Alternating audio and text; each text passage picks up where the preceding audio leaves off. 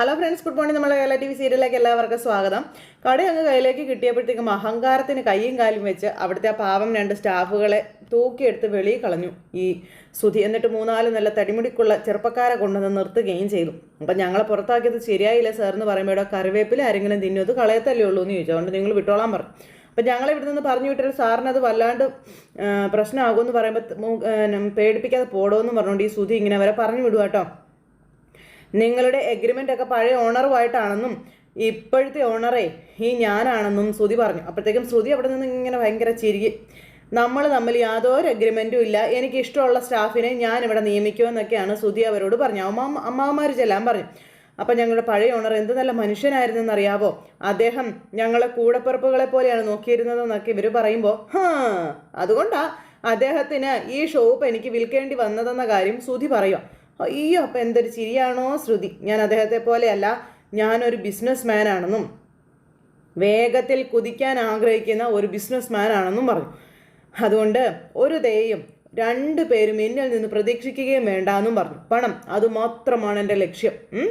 എൻ്റെ സമയം കളയാതെ നിങ്ങൾ പോകാൻ നോക്കാൻ പറഞ്ഞു. അപ്പോൾ നിങ്ങൾ വേഗത്തിൽ കുതിക്കുമെന്നല്ലേ പറഞ്ഞത്, എന്നാലേ ഈ വേഗം തന്നെ എവിടെ കൊണ്ടുവന്ന് എത്തിക്കുക നമുക്ക് കണ്ടറിയാമെന്ന് പറഞ്ഞു. അത് കാണാനൊന്നുമില്ല, വലിയ മുതലാളിയാകണമെന്നാണ് ആഗ്രഹം അല്ലേ എന്ന് ചോദിക്കുമ്പോൾ എന്നാലേ ഒരു മുതലാളി എന്നാൽ എങ്ങനെ ആയിരിക്കണമെന്നേ തനിക്ക് അറിയില്ല എന്ന് ആ ചേട്ടന്മാർ പറയുക. താൻ അനുഭവിക്കാൻ പോകുന്നതേ ഉള്ളടോ എന്ന് പറഞ്ഞു. അങ്ങനെ ശപിച്ചിട്ടാണ് ചേട്ടന്മാർ ഇറങ്ങി പോണത്. ഒരു ദിവസേ ഞങ്ങളെല്ലാവരും വരും, എന്തിനാണെന്നല്ലേ തന്നെ നോക്കി ചിരിക്കാൻ, താൻ നോക്കിക്കോളാൻ പറഞ്ഞു. ഇപ്പം ഇവിടുന്ന് പോകുന്ന നിങ്ങൾക്ക് 2 പേർക്കും നല്ലതെന്ന് പറഞ്ഞ് ശ്രുതി അങ്ങോട്ട് വയലൻ്റ് ആയപ്പോഴേക്കും ശരി കാണാമെന്ന് പറഞ്ഞു. ആ ചേട്ടന്മാരങ്ങ് പോയി. ആ ചേട്ടന്മാരങ്ങ് പോയപ്പോൾ എങ്ങനെ ഉണ്ടായിരുന്നു ശ്രുതി എൻ്റെ പെർഫോമൻസ് എന്ന് ചോദിക്കുമ്പോൾ എന്തായാലും ശ്രുതി കലക്കി, എപ്പോഴും ഇങ്ങനെ തന്നെ ആയിരിക്കണം ഓക്കെ എന്നും പറഞ്ഞ് ശ്രുതിക്ക് പറഞ്ഞു കൊടുത്ത് കൈയൊക്കെ കൊടുക്കുക. അയ്യോ, 2 കൂടി ഇപ്പം നിലത്തൊന്നും അല്ല, ഭൂമിയും കഴിഞ്ഞ് ആകാശവും കഴിഞ്ഞ് അതിൻ്റെ മുകളിലേക്ക് ഇങ്ങനെ പറന്ന് നടക്കുക. ഇതെല്ലാം കഴിഞ്ഞ് രാത്രിയായി. കടയും പൂട്ടി 2 കൂടെ വീട്ടിലേക്ക് വന്നു. അപ്പോൾ വീട്ടിലേക്ക് വന്നപ്പോഴത്തേക്കും അയ്യോ ശ്രുതി ഭയങ്കരമായിട്ട് അങ്ങോട്ട് ടയേർഡായി പോയിട്ടോ, ഭയങ്കര ടയേർഡ്. ആ സമയത്ത് എൻ്റെ പൊന്ന് ശ്രുതി, എത്ര പേരാണ് ഇന്ന് ഷോപ്പിൽ വന്നത്, ഇത്രയും ആൾക്കാർ വരും ഞാൻ പ്രതീക്ഷിച്ചേ ഇല്ല കേട്ടോ ഒന്ന് ശ്രുതി. എല്ലാവരോടും സംസാരിച്ച് എൻ്റെ തൊണ്ടയിൽ വെള്ളം വറ്റിയെന്നൊക്കെ പറയുമ്പോൾ അയ്യോ ഭയങ്കര സന്തോഷം ശ്രുതിക്ക്. ഞാൻ ആകെ ടയേർഡായി പോയി എന്നൊക്കെ ശ്രുതിക്ക് ഇതൊന്നും പരിചയമില്ലല്ലോ, അതാ പിന്നെ അതൊക്കെ ശരിയായിക്കോളൂ എന്ന് ശ്രുതി പറഞ്ഞപ്പോൾ ഇന്ന് പകൽ ഉറങ്ങാൻ പറ്റാത്തത് കൊണ്ടായിരിക്കും, എനിക്ക് ഭയങ്കര ക്ഷീണമുണ്ട്. അതെ, എനിക്ക് നന്നായിട്ടൊന്ന് കിടന്ന് ഉറങ്ങണം, ഭയങ്കര ക്ഷീണം നീ വന്നേന്ന് പറഞ്ഞ് ശ്രുതിയും കുട്ടി അകത്തേക്ക് കയറി പോവുക. അവിടെ ചെന്നപ്പോഴത്തേക്ക് അമ്മ അവിടെ നിൽപ്പുണ്ട്. അമ്മ എന്നും പറഞ്ഞ് മോനങ്ങ് ചെല്ലുമ്പോൾ അയ്യോ കേരള നിൽക്കുന്നു പറഞ്ഞ് അമ്മ മക്കളെ പുറത്ത് നിർത്തിയിട്ട് ഓടി. അപ്പോൾ ആരതി ഒഴിയാൻ വേണ്ടിയിട്ട്, കണ്ണ് തട്ടാതിരിക്കാൻ വേണ്ടിയിട്ട് ഇന്ന് കടയിൽ നല്ല കച്ചവടവും കാര്യങ്ങളൊക്കെ ആയിരുന്നല്ലോ. അപ്പോൾ ചിലരുടെയൊക്കെ കണ്ണ് നിങ്ങളുടെ മേലെ ആയിരുന്നു. ആരതി ഒഴിഞ്ഞതിന് ശേഷം അകത്ത് കയറിയാൽ മതിയെന്ന് പറഞ്ഞു. അത് കേട്ടപ്പം അമ്മേ ഞാനിന്ന് ആകെ ടയേർഡ് അമ്മേ, എൻ്റെ കയ്യും കാലും ഒക്കെ വേദനിച്ചിട്ട് വയ്യ എന്ന് ശ്രുതി. 1 മിനിറ്റ് ഇവിടെ നിൽക്കെൻ്റെ മക്കളെ, ദൃഷ്ടിദോഷം ഉണ്ടായതുകൊണ്ടാണ് ഇങ്ങനെ ടയേർഡൊക്കെ ആയതെന്ന് പറയുകയാണ് അമ്മ. ഞാനേ ആരതി ഒഴിഞ്ഞ് ഇതൊക്കെ ശരിയായിക്കോളും, ഇവിടെ നിൽക്ക്, ഞാൻ ഇപ്പോൾ വരാമെന്നും പറഞ്ഞിങ്ങനെ ചന്ദ്രമതി അകത്തേക്ക് കയറി ഓടുമ്പോഴത്തേക്കും രവിയേട്ടൻ അങ്ങോട്ടേക്ക് വന്നു. ഇവിടുത്തെ എങ്ങോട്ട് ഈ വെരുകിനെ പോലെ ഓടുന്നതെന്നും ചോദിച്ചുകൊണ്ട്.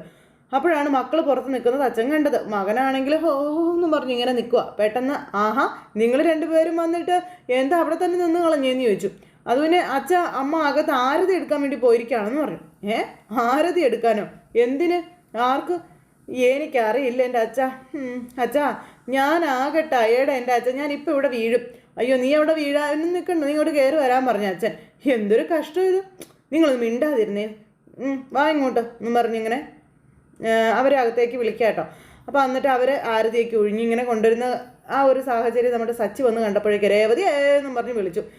ഇതൊക്കെ കാണണം എന്ന് പറഞ്ഞ അച്ഛൻ ഇങ്ങനെ നിൽക്കുക. അപ്പോൾ രേവതി ഇറങ്ങി വന്നു. ഇത് എന്തോന്നാ അച്ഛാ, ഇത് കല്യാണം കഴിഞ്ഞ് ചെറുക്കനെയും പെണ്ണിനെ സ്വീകരിക്കുന്ന പോലെ ആരതിക്ക് ഒഴിഞ്ഞ് അകത്തേക്ക് വിളിക്കുന്നേ, അതും രാത്രി 9 മണിക്ക് ശേഷം. എന്തോ ഇത് അമ്മയുടെ കിളി പോയതാണോ അച്ഛൻ എന്ന് സച്ചി ചോദിക്കുമ്പം അതിപ്പം ആദ്യമായിട്ട് ജോലി കഴിഞ്ഞൊക്കെ വന്നതല്ലേ, അതുകൊണ്ടായിരിക്കും എന്ന് അച്ഛൻ പറയുക. ഓ അതാണല്ലേ കാര്യം, ഇത്രയും നാളും പട്ടാപ്പകല് വീട്ടിലും പാർക്കിലൊക്കെ ഉറങ്ങിയ സമയം കളഞ്ഞു, ആദ്യമായിട്ട് ജോലിക്ക് പോയിട്ട് വരികയല്ലേ, നല്ലവണ്ണം ഒഴിഞ്ഞങ്ങ് വിട്ടോളാൻ പറഞ്ഞു സച്ചി. എല്ലാ ദിവസവും എൻ്റെ മകൻ ജോലിക്ക് പോണേ, എൻ്റെ ഭർത്താവിന് കൊടുക്കാനുള്ള 50 ലക്ഷം രൂപ കൊടുക്കുന്നത് വരെയെങ്കിലും ഇവൻ ജോലിക്ക് പോണേന്നും പ്രാർത്ഥിച്ചുകൊണ്ട് ഒഴിയാൻ പറഞ്ഞു. കിട്ടിയാലായി എന്നും പറഞ്ഞു നമ്മുടെ സച്ചി. അപ്പോഴത്തേക്കും കണ്ടില്ല അമ്മ ഇവൻ ഓരോന്ന് പറയുന്നത്. ആൻറ്റി, ഞങ്ങൾ വീടിനകത്തോട്ട് കയറിയില്ല, അതിന് മുന്നേ തന്നെ സച്ചി തുടങ്ങിയല്ലോ എന്ന് ശ്രുതി പറയുമ്പോൾ അവനെ വിട്ടുകള. അവൻ എന്ത് വേണമെങ്കിലും പറഞ്ഞോട്ടെ, അവൻ്റെ കണ്ണും നിങ്ങളുടെ മേലെ ഉണ്ട്. അതുകൊണ്ട് കൂടിയാ ഞാൻ ആരതി ഒഴിഞ്ഞതെന്ന് ചന്ദ്രമതി അന്നേരം അവിടെ നിന്ന് പറയാം. പിന്നെ ഇവർ രണ്ടുപേരും എന്ന് വെച്ചാൽ ആര്? ഹോളിവുഡ് നായകനെ നായികയോ? അയ്യോ, ജോഡിപ്പുറത്ത് കണ്ട് കണ്ണു വയ്ക്കാൻ രണ്ടിനെയും കാണുമ്പോൾ തന്നെ അറിയാമെന്നും പറഞ്ഞ് സച്ചി ഇങ്ങനെ നിൽക്കും. ഓൻറ്റി എന്നും പറഞ്ഞ് ശ്രുതി. മോളെ വേണ്ട, അയ്യോ രേവതി നീങ്ങ് വന്നേ എന്നും പറഞ്ഞ് രേവതിയെ വിളിച്ചു. രേവതി അന്നേരം അടുത്തേക്ക് ചെല്ലുക. ആ തട്ടം മേടിച്ച് അപ്പുറം കൊണ്ട് കളയാൻ പറഞ്ഞു. ആ തട്ടം മേടിച്ച് അവൻ്റെ തലയിൽ കൊട്ടാൻ പറഞ്ഞു സച്ചി അന്നേരം രേവതിയോട്. അവൻ അങ്ങനെ പലതും പറയും. എന്താ നീ നോക്കി നിൽക്കുന്നേ, ഇത് പുറത്ത് കൊണ്ടുപോയി തട്ടാൻ പറഞ്ഞു രേവതിയോട് ചന്ദ്രമതി. രേവതി അത് മേടിച്ചുകൊണ്ട് പുറത്തേക്ക് പോയിട്ടോ. മക്കൾ കയറി വരാൻ പറഞ്ഞ് അതുങ്ങളെ അവരെ വിളിച്ചുകൊണ്ട് അകത്തേക്ക് കയറി ചെല്ലുന്നു. രേവതി അന്നേരം ആരതി തൊട്ട് പുറത്ത് കൊണ്ടുപോയി തട്ടിയിട്ട് അകത്തേക്ക് കയറി വരുന്നു. സച്ചി അന്നേരം അവിടെ നിൽക്കുക. അയ്യോ, ഞാൻ ഇനി ഇവിടെ എവിടെയെങ്കിലും കിടന്ന് ഉറങ്ങിക്കോളാവെന്ന് പറഞ്ഞു അന്നേരം നമ്മുടെ സുധി. അപ്പോഴത്തേക്കും വർഷയും ശ്രീകാന്തും ഇറങ്ങി വന്നു. എന്താ സുധിയായിട്ട് കച്ചവടമൊക്കെ പൊടി പൊടിച്ചെന്ന് തോന്നുന്നല്ലോ എന്ന് പറഞ്ഞു. നിൽക്കാൻ പോലും ജീവനില്ലല്ലോ എന്ന് പറഞ്ഞപ്പം, എടാ ശ്രീകാന്ത്, എനിക്ക് കുടിക്കാൻ കുറച്ച് വെള്ളം എടുത്തുകൊണ്ട് പോയാ. അപ്പോൾ ഏട്ടനെടുത്ത് കുടിച്ചുകൂടെ എന്ന് ചോദിച്ചു. എടാ എനിക്ക് തീരെ വയ്യടാ, ഞാൻ ആകെ ടയേർഡാ, നിനക്ക് കണ്ടിട്ട് മനസ്സിലാകുന്നില്ലേ എന്ന് സുധി ചോദിക്കുന്നു ശ്രീകാന്തിനോട്. ഒരു മനസാക്ഷി ഇല്ലാത്ത എന്നും പറഞ്ഞിരിക്കുമ്പോഴേക്കും ശ്രീകാന്ത് പോയി ഇവന് കുടിക്കാനുള്ള വെള്ളം എടുത്തുകൊണ്ട് വന്ന് കൊടുത്തു. ജീവിതത്തിൽ ആദ്യമായിട്ട് ജോലി ചെയ്തതല്ലേ, അതുകൊണ്ട് അവനിങ്ങനെ കിടക്കുന്നതെന്ന് അച്ഛൻ അന്നേരം പറയാം. ഒരു ദിവസം ജോലി ചെയ്തതല്ലേ ഉള്ളൂ, അപ്പം തന്നെ ഇങ്ങനെയോ എന്ന് വർഷി അന്നേരം ചോദിച്ചിട്ട് കളിയാക്കി ചിരിക്കുക. അപ്പോഴേക്കും ശ്രീകാന്ത് വെള്ളം എടുത്തുകൊണ്ട് വന്നു. ആ വെള്ളം മടുമടാന്ന് പറഞ്ഞ് അങ്ങ് കുടിച്ചു കൂട്ടോ. അയ്യോ, ദീർഘശ്വാസമൊക്കെ വിട്ട് ഇങ്ങനെ ഇരിക്കുക. അപ്പോഴേക്കും ഇതൊക്കെ കണ്ട് സച്ചിക്കും ശ്രീകാന്തിനൊക്കെ ചിരിയാ വരുന്നത്. അയ്യോ എന്നും പറഞ്ഞിങ്ങനെ, അച്ഛാ ഇന്ന് ഭയങ്കര വർക്കായിരുന്നു അച്ഛാ എന്നൊക്കെ പറഞ്ഞുകൊണ്ട് സുധി ഇങ്ങനെ ഇരുന്ന് പറഞ്ഞു. അയ്യോ, എത്ര പേര് ഷോപ്പിൽ വന്നെന്നറിയാമോ? അവരോടൊക്കെ സംസാരിച്ച് എൻ്റെ വായ വരെ വേദനിക്കുക അച്ഛാ എന്നൊക്കെ പറഞ്ഞുകൊണ്ട് ഇങ്ങനെ പറഞ്ഞപ്പം, വാ വേദനിക്കാനോ? അപ്പോൾ സംസാരിച്ചാൽ വാ വേദനിക്കുമോ എന്ന് നമ്മുടെ രേവതി ചോദിച്ചപ്പോൾ, ഒരു ദിവസം സംസാരിച്ചപ്പോൾ തന്നെ അവൻ്റെ വാ വേദനിക്കുന്നു. വർഷേ, നീ ഓരോ ദിവസം എത്ര മണിക്കൂർ സംസാരിക്കുന്നുണ്ട്? നിനക്ക് വായ വേദനിക്കാറുണ്ടോ? എനിക്ക് പ്രാക്ടീസ് ആയില്ലേ എന്ന് വർഷ അന്നേരം സച്ചിയോട് പറഞ്ഞു. അതുകൊണ്ടായിരിക്കും അല്ലേ എന്ന് പറഞ്ഞിങ്ങനെ നിൽക്കുക. വരുന്നവരോട് നിങ്ങൾ എത്രമാത്രം നന്നായിട്ട് സംസാരിക്കുന്നു അത്രയും കച്ചവടവും നിങ്ങൾക്ക് കൂടും. അപ്പോൾ വായ വേദനിക്കുന്നു എന്ന് പറയും. മിണ്ടാതെങ്ങി ഇരുന്നേക്കരുത് കേട്ടോ എന്ന് പറഞ്ഞു വർഷ. സുധി, അതിനൊക്കെയല്ലേ കടയിൽ ആൾക്കാരെ വെച്ചിരിക്കുന്നതെന്ന് വർഷ. കസ്റ്റമേഴ്സിനോട് അവർ സംസാരിച്ചോളട്ടെ, നീ മിണ്ടാതെ കസേരയിലൊന്ന് ഇരുന്നാൽ മാത്രം മതിയെന്ന് പറഞ്ഞു. എന്നും പറഞ്ഞ് സച്ചി ഇങ്ങനെ വയ്ക്കുമ്പോൾ, എത്ര നേരം എന്ന് വെച്ചാൽ ഞാൻ മിണ്ടാതിരിക്കുന്നേ? നീ എന്തിനാ ഈ ജോലിയൊക്കെ ചെയ്യുന്നേ? നീ ഒരു മുതലാളിയല്ലേ എന്ന് ചന്ദ്രമതി മകനോട് ചോദിക്കാം. മുതലാളി ജോലി ചെയ്താൽ തൊഴിലാളികളും കൂടെ ജോലി ചെയ്യും, അല്ലെങ്കിലേ അവരും നിന്നെ പോലെ അവിടെ തന്നെ ഇരിക്കുമെന്ന് പറഞ്ഞു അച്ഛൻ. അയ്യോ, ഭയങ്കര ഉറങ്ങി വീണിരിക്കുക സുധി. ആകെ ഒരു ദിവസം ആ ജോലി ചെയ്തിരിക്കുന്നത്. അപ്പോഴത്തേക്ക് തളർന്നു കൂത്തി ഇവിടെ വന്ന് കിടക്കുന്നു. എന്തുവാ ഇത്? പിന്നെ ക്ഷീണം ഉണ്ടാവില്ലേ? ബിസിനസ്സാണ് അവൻ ചെയ്യുന്നത്, ബിസിനസ് എന്നും പറഞ്ഞ് ചന്ദ്രമതി. ഒരു സീറ്റിലിരുന്ന് ഇങ്ങനെ സ്റ്റീറിങ് പിടിച്ചിരിക്കുന്നത് പോലെയൊന്നും അല്ല ബിസിനസ്. നിങ്ങൾക്കൊന്നും അത് പറഞ്ഞാൽ മനസ്സിലാവില്ലെന്ന് പറഞ്ഞ് അതും സച്ചിക്കിട്ട് കുത്ത്. അങ്ങനെ പറഞ്ഞു കൊടുക്കാമേ എന്ന് സുധി പറയുമ്പോഴത്തേക്കും, AC ഷോറൂമിൽ കസേരയിലിരുന്ന് 4 പേരോട് സംസാരിക്കുന്നതാണ് അവൻ്റെ ബിസിനസ്. എന്നാലേ അച്ഛൻ്റെ ജോലി അങ്ങനെ ആയിരുന്നില്ല. ഒരു ദിവസം പോലും ലീവ് എടുക്കാതെ രാവും പകലും ജോലി ചെയ്തിട്ടുണ്ട് അച്ഛനുണ്ടായി കാണും കാലുവേദനയും കൈവേദനയും ഒക്കെ. എന്നാൽ അതൊന്നും ആരെയും അറിയിക്കാതെ അച്ഛൻ ഇന്നും ജോലിക്ക് പോയിട്ടുണ്ടായിരുന്നു എന്ന് ചന്ദ്രമതിയോട് സച്ചി പറയുക. നിങ്ങളുടെ മകനെ പോലെ ആദ്യ ദിവസം തന്നെ എനിക്ക് വയ്യേന്നും പറഞ്ഞ് കയറി കിടക്കുമായിരുന്നില്ല അച്ഛനെന്നും പറഞ്ഞ് തലയുടെ വായ അടപ്പിച്ച് കളഞ്ഞു സച്ചി. ഇതൊന്നും ശ്രുതിക്കങ്ങ് ഇഷ്ടപ്പെടുന്നില്ല. അത് കേട്ടപ്പോൾ അച്ഛൻ, സച്ചി, നമ്മൾ ചെയ്യുന്ന ജോലി ഇഷ്ടത്തോടെ ആസ്വദിച്ച് ചെയ്താൽ ഒരു ക്ഷീണവും നമ്മൾക്കുണ്ടാവത്തില്ല എന്ന് പറഞ്ഞു കൊടുക്കുക. എന്നും പറഞ്ഞ് ശ്രുതി ഇരിക്കുക. ഇഷ്ടപ്പെടുന്നില്ല ഉപദേശങ്ങളൊന്നും. സമയത്തിന് ഭക്ഷണം കഴിക്കാതെ മണിക്കൂറോളം ജോലി ചെയ്യുമ്പോഴും ജോലി ഭാരത്തെ പറ്റിയൊന്നും ഞാൻ ചിന്തിച്ചിട്ട് പോലും ഇല്ല എന്ന് അച്ഛൻ ഇങ്ങനെ പറയുക. സമയത്തിൻ്റെ വില അറിയാവുന്ന എത്രയോ പേരാണ് ബസ്സിലുള്ളത്. അപ്പോഴൊക്കെ അച്ഛൻ അവരെക്കുറിച്ച് മാത്രമേ ചിന്തിച്ചിട്ടുണ്ടായിരുന്നുള്ളൂ. അവരുടെ സമയത്തിന് ഞാൻ കാരണം ഒരു പ്രശ്നം ഉണ്ടാകരുതല്ലോ എന്ന്.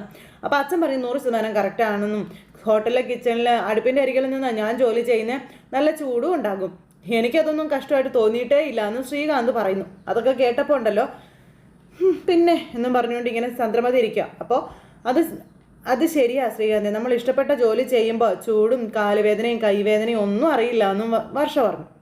രേവതി പറഞ്ഞു. അപ്പോൾ ഞാൻ ഡബ് ചെയ്യുമ്പോൾ സമയം പോകുന്ന അറിയാറേ ഇല്ല എന്നും ഞാൻ ജോലി ആസ്വദിച്ച് ചെയ്യുന്നത് കൊണ്ടാണ് സമയം പോകുന്നത് പോലും അറിയാത്തതെന്ന് വർഷയും പറഞ്ഞു. എന്നും പറഞ്ഞിരിക്കുക. ശ്രുതി ഇഷ്ടപ്പെടുന്നില്ല. ഇഷ്ടപ്പെട്ട് ജോലി ചെയ്യുമ്പോഴേ മടുപ്പ് നമുക്ക് തോന്നുകയേ ഇല്ല. നമ്മൾ ഈ വെക്കേഷന് ടൂറൊക്കെ പോകുമ്പോൾ ഉള്ളൊരു മൂഡായിരിക്കും എന്നൊക്കെ വർഷ പറയാം. അപ്പോൾ അത് കേട്ടപ്പോൾ ഭയങ്കര സന്തോഷം രവിയേട്ടന്. ശ്രുതിയും ഇഷ്ടപ്പെട്ട് തന്നെയാണ് ജോലി ചെയ്യുന്നത്. ഇന്ന് ഫുൾ ടൈം റെസ്റ്റ് ഇല്ലാതെ പണിയെടുത്തുകൊണ്ടിരിക്കുകയായിരുന്നു.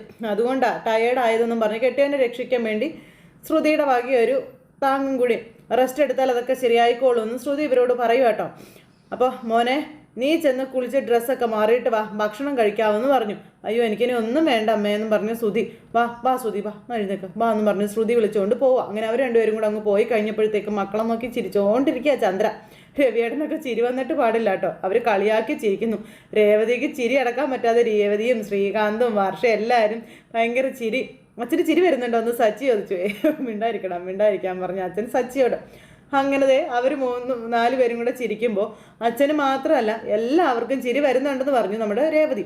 എന്നാൽ നീ ഒരു കാര്യം ചെയ്യാം, ബാത്റൂമിൽ പോയിരുന്നു ചിരിക്കേ, അല്ലെങ്കിലേ ഭ്രാന്താശുപത്രി ചെന്ന് മരുന്ന് മേടിച്ച് കഴിക്കാൻ പറഞ്ഞു രേവതിയോട്. അപ്പോൾ എൻ്റെ അമ്മേ ചിരിക്കണ്ടെന്ന് വിചാരിച്ചാലും അദ്ദേഹത്തിൻ്റെ പ്രവൃത്തി കണ്ടാലേ ആരാണെങ്കിലും പൊട്ടി ചിരിച്ചു പോകുമെന്നും എന്തിന് അമ്മ പോലും ഇപ്പോൾ ഉള്ളിൽ ചിരിക്കുന്നുണ്ടാവും ഇല്ലേ എന്ന് രേവതി ചോദിച്ചപ്പോൾ സച്ചി അത് ശരിയാണെന്ന് പറഞ്ഞു. ചന്ദ്ര ഇതിനൊക്കെയുള്ള ഉത്തരം ഞാൻ പറയാവടി.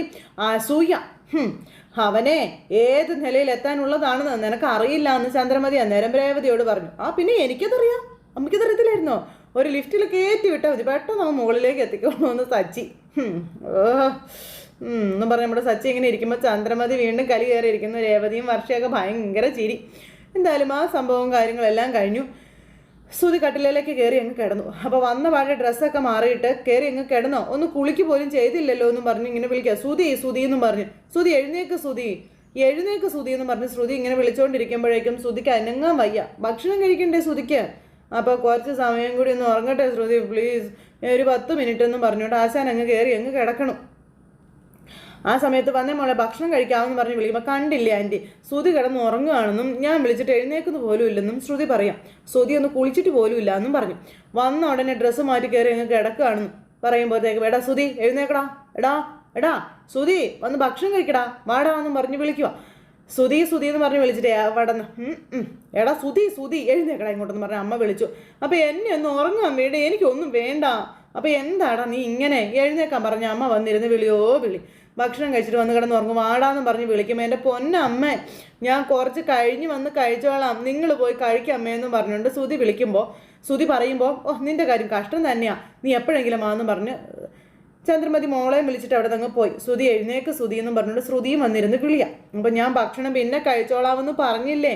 അതല്ല, ഇന്ന് മുതൽ ഒരാഴ്ച നമ്മൾ കിടക്കേണ്ടത് ഹോളിലല്ലേ എന്ന് ചോദിച്ചു. ഈ മുറി സച്ചിക്കും രേവതിക്കോ, അവരിപ്പോൾ വരില്ലേ? ശ്രുതി എഴുന്നേക്കാൻ പറഞ്ഞു. വന്നേ, അയ്യോ എനിക്ക് ഹോളിൽ കിടന്ന് ഉറങ്ങാൻ പറ്റില്ല എന്നേ, ഞാൻ ഓൾറെഡി ടയേർഡാണെന്നും പറഞ്ഞു ശ്രുതി. എനിക്ക് ഉറങ്ങണം പ്ലീസ് ശ്രുതി, ഞാൻ ഒന്ന് ഇവിടെ കിടന്ന് ഉറങ്ങിക്കോട്ടെ പ്ലീസ് എന്നും പറഞ്ഞിരിക്കുമ്പോൾ നീ ഒന്ന് ചെല്ല്, നല്ല മോളല്ലേ ചെല്ലെന്നും പറഞ്ഞിട്ട് ഒരു ഉമ്മയൊക്കെ കൊടുത്തിട്ട് അവിടെ കിടന്ന് ഇങ്ങനെ ഉറങ്ങുന്നു. അപ്പോഴത്തേക്കും ശ്രുതി എഴുന്നേറ്റ് പോയി. ശ്രുതി നല്ല ഉറക്കം. ഈ സമയത്ത് അവിടെ നമ്മുടെ ചന്ദ്രമതി എന്തൊക്കെയോ തപ്പിക്കൊണ്ട് അങ്ങനെ ഇരിക്കുക. അപ്പോൾ അതേ നമ്മുടെ സച്ചിയും അച്ഛനും കൂടെ അവിടെ ഇരുന്ന് ഇങ്ങനെ കൊച്ചു വർത്താനൊക്കെ പറഞ്ഞ് ചിരിയും കളിയൊക്കെ ആയിട്ടിരിക്കുന്നു. അപ്പോൾ ചന്ദ്രമതി നീ അവിടെ എന്തെടുക്കുകയാണെന്ന് ചോദിച്ചു. എല്ലാം ഇപ്പം നിങ്ങളോട് പറയണമെന്ന് ചന്ദ്രമതി അന്നേരം അച്ഛനോട് ചോദിച്ചു. അങ്ങനെ എന്തൊക്കെയോ പണി അവിടെ ഇരുന്ന്. അപ്പോൾ നിങ്ങൾക്കൊരു പണിയില്ലല്ലോ, അവിടെ കയറി ഇരിക്കാൻ പറഞ്ഞു ചന്ദ്രമതി അന്നേരം. നീ കേട്ടോടാ, ഇതാണ് റിട്ടയർഡ് ചെയ്താലുള്ള അവസ്ഥ എന്ന് അച്ഛൻ അന്നേരം സച്ചിയോട് പറയപ്പോഴത്തേക്കും ശ്രുതി ഇറങ്ങി വന്നപ്പോൾ ശ്രുതി വീണ്ടും ഉറങ്ങി. ആൻറ്റി വിളിച്ചിട്ട് എഴുന്നേക്കുന്നില്ല എന്ന് പറയുന്നു. ഉറങ്ങാനോ? അവനെ വിളിച്ചുണർത്താൻ പറഞ്ഞു. ഞങ്ങളാണിന്ന് മുറി കിടക്കേണ്ടതെന്നൊക്കെ സച്ചി പറയുമ്പോഴത്തേക്കും പെട്ടെന്ന് വിളിച്ചുണർത്തിക്കോളാനും പറഞ്ഞു. അല്ലെ അവനെ ഞാൻ മുറി നേരത്ത് പുറത്തിടും. എടാ അത് നീ ഒന്ന് സമാധാനപ്പെടാൻ പറഞ്ഞു അച്ഛൻ. അവൻ അങ്ങനെ അടങ്ങിയിട്ടൊന്നും കാര്യമില്ല അച്ഛാ, ഞങ്ങൾ അവിടെ കിടക്കാനൊന്നും പോകുന്നില്ല, ഞാനൊന്ന് ഭക്ഷണം കഴിച്ചോട്ടെ, അത് കഴിഞ്ഞ് വിളിക്കാമെന്ന് ശ്രുതി പറയുമ്പോൾ ചന്ദ്രമതിക്ക് കലി. പെട്ടെന്ന് കഴിച്ചിട്ട് അവൻ എഴുന്നേൽപ്പിക്കാൻ പറഞ്ഞു. എനിക്ക് നല്ല ഉറക്കം വരുന്നുണ്ട്, എനിക്ക് ഉറങ്ങണമെന്നും സച്ചി പറയാം. എടാ ഒന്ന് ക്ഷമിക്കടാ, ഭക്ഷണം കഴിച്ചിട്ട് അവൾ വിളിക്കാമെന്ന് പറഞ്ഞില്ലേ എന്ന് അച്ഛൻ. അങ്ങനെ അച്ഛനും മോനും കൂടെ ചിരിയും കളിയൊക്കെ ആയിട്ടിരിക്കുന്നു. ശ്രുതി നല്ല ഉറക്കം. ശ്രുതിയാണെന്നുണ്ടെങ്കിൽ ഭക്ഷണം കഴിച്ചിട്ട് റൂമിലേക്ക് കയറി വന്നിട്ട് സച്ചി അത്ര ആൾ കളിച്ച് ഇന്നിപ്പോൾ ഈ മുറിയിൽ നിന്ന് മാറി കൊടുക്കേണ്ട ആവശ്യമില്ല, ഇവിടെ തന്നെ കിടക്കാമെന്ന് ശ്രുതി ഇങ്ങനെ ചിന്തിക്കാം. എന്നിട്ട് ശ്രുതി എന്ത് ചെയ്തു? അവിടെ കിടക്കുന്നു. സച്ചിയും രേവതിയും പുറത്ത് ഇങ്ങനെ വെയിറ്റ് ചെയ്ത് നിൽക്കുവാണ്. ആ സമയത്ത് രേവതി വന്നിട്ട് സച്ചേട്ടൻ എന്താ ഇവിടെ നിൽക്കുന്നതെന്ന് ചോദിച്ചു. അവർ ഇതുവരെ പുറത്തിറങ്ങിയില്ല എന്ന് പറഞ്ഞു. അപ്പോൾ അവരിന്ന് ഇറങ്ങുമൊന്നുമില്ല സച്ചേട്ടാ, നമുക്കപ്പുറം മാറി തന്നെ കിടക്കാമെന്ന് പറയാം. നല്ല ഉറക്കം വരുന്നുണ്ട്, ഞാൻ പോയി ചോദിക്കട്ടെ എന്ന് പറഞ്ഞു സച്ചി എന്ന് വാതിലിൽ കൊട്ടിയപ്പോഴത്തേക്കും ശ്രുതി വന്ന് വാതിൽ തുറന്നു. എന്താ എന്നും ചോദിച്ചു. ഞങ്ങൾക്ക് ഉറങ്ങണ്ടേന്ന് ചോദിച്ചു. നിങ്ങൾ ഉറങ്ങിക്കോ, ഞാൻ പറഞ്ഞോ നിങ്ങളോട് ഉറങ്ങണ്ടാന്ന് ശ്രുതി ചോദിക്കുമ്പോഴേക്കും തമാശയാണോ നീ കാണിക്കുന്നത്, അവനോട് പുറത്തിറങ്ങാൻ പറയാൻ പറഞ്ഞു. ശ്രുതി ഇന്ന് ഹാർഡ് വർക്ക് ചെയ്തിട്ടാണ് വന്നിരിക്കുന്നത്, അതുകൊണ്ട് നല്ല ടയേർഡാണെന്ന് പറഞ്ഞു ശ്രുതി. അതിന് അപ്പോൾ ശ്രുതി നല്ല ഉറക്കത്തിലാണെന്നാണ് പറഞ്ഞത്.